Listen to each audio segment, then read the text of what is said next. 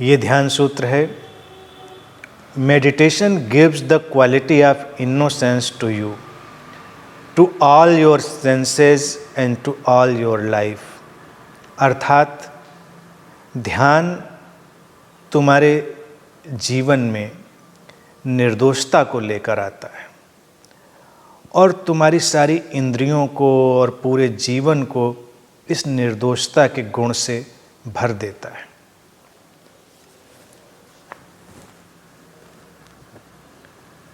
Quality of innocence, निर्दोषता का गुण, ध्यान का ये एक सहज परिणाम है। और अगर ध्यान निर्दोष ही ना बनाए तो फिर ध्यान ही नहीं रहा। इनोसेंस, जिसको हम हिंदी में कहते हैं निर्दोषता, यानी कि जब कोई दोष ना रहे। लेकिन कौन सा दोष, इसको समझें। दोष वो नहीं जो समाज बताता है, दोष वो नहीं जो धर्म बताता है, दोष वो नहीं जो आसपास के परिवेश ने बताए हैं कि ये दोष है, क्योंकि वो उनकी धारणा में दोष है। आवश्यक तो नहीं कि वो दोष हो। नैसर्गिक अस्तित्वगत रूप से दोष क्या है, उसको समझेंगे। अस्तित्वगत रूप से एक ही दोष है, अपने को कर्ता मान लेना, अपने को डूअर मान लेना। जो अस्तित्व सब कुछ कर रहा है, जो सब हमारे भीतर से घटा रहा है, उसके बीच में अपने को ले आना और करने वाला मान लेना, वही एकमात्र दोष है। और अस्तित्वगत निर्दोषता क्या है? अकर्ता के भाव में ठहर जाना, यानी कि पूरी तरह से माध्यम बन जाना, अस्तित्व को करने देना, अपने भीतर ठहर जाना। और ये अवस्था इतनी खूबसूरत है जिसकी हम कल्पना नहीं कर सकते। तुम देखो, बच्चों को हम निर्दोष मानते हैं, बच्चों को इनोसेंट मानते हैं। यही तो तारीफ है बच्चों की, कितने इनोसेंट हैं। इनोसेंस देखिए बच्चों की। और बच्चों में इनोसेंस कहाँ पर है?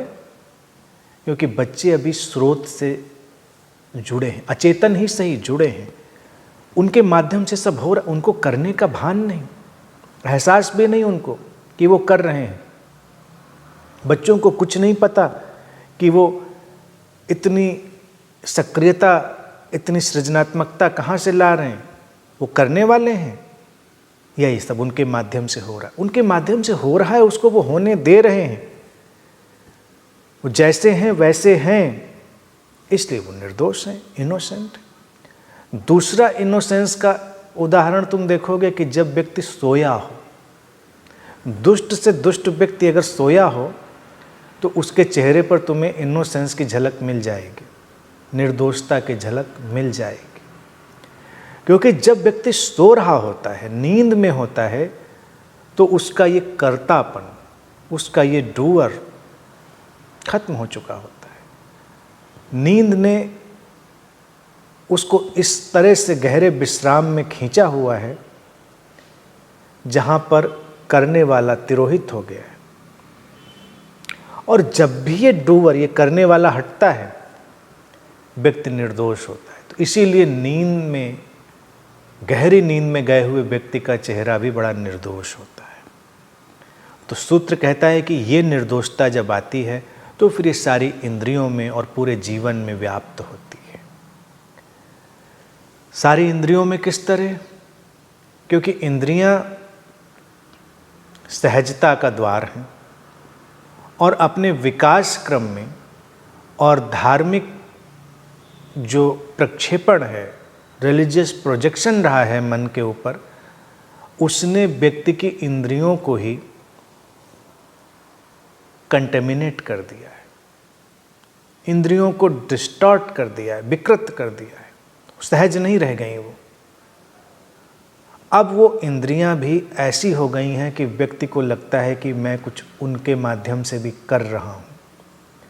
जैसे कि वो भाषा में भी आ जाता है, मैं सुन रहा हूँ, मैं बोल रहा हूँ, मैं देख रहा हूँ, मैं स्वाद ले रहा हूँ, मैं स्पर्श कर रहा हूँ, उसको उन बातों में भी करने का भाव आता है जो कि घट रहा है, जो कि इतना स्पष्ट है कि वो जरा सा भी सचेतन होकर देखे तो उसको दिखेगा मैं कहाँ सुन रहा हूँ, सुनना घट रहा है, मैं कहाँ देख रहा हूँ, देखना घट रहा है, स्वाद मैं ले रहा हूँ, स्वाद घट रहा है, स्वाद लेने की प्रक्रिया है, स्पर्श घट रहा है, सब कुछ घट रहा है।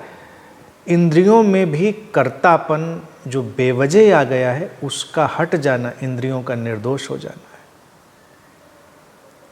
तो जो साधक है वो देखता है, सुनता है, महसूस करता है हर चीज़ और उसमें बीच में नहीं आता, यानी कि अपने कर्तापन को बीच में नहीं लाता, तो सारी इंद्रियां निर्दोष होती हैं।